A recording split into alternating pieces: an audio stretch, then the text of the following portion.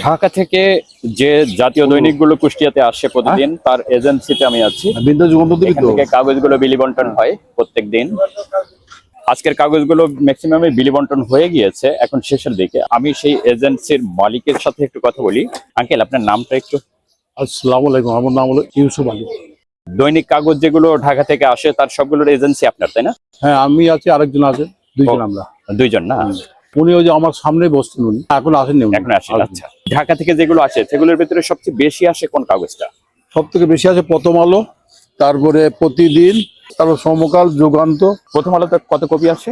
প্রথম আলো প্রায় আপনার 1200-1300। 1200-1300 কপি।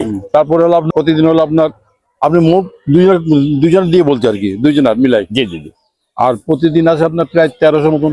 আর আমার দেশ তো নতুন বেরোলো, আমার জি। দেশের সংখ্যাটা কেমন আসে? আমার দেশ কালকে আছে আপনার 250, আজকে আছে 200।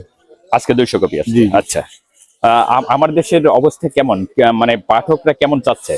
এখন নতুন হিসাবে পাঠক চাচ্ছে, এখন 2-4 দিন গেলে বোঝা যাবে নিউজ পেপার মান। আচ্ছা আচ্ছা।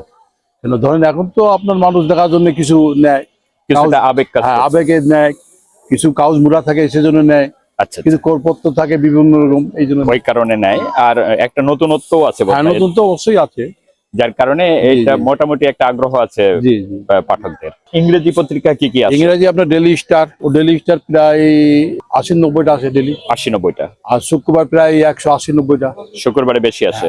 শুক্রবারে কি সব কাগজই বেশি আসে? না, শুধু স্টার, ডেইলি স্টারটা বেশি আর আসে। বাংলাগুলো কম আছে। ও, আপনাকে অনেক ধন্যবাদ। আপনার ধন্যবাদ।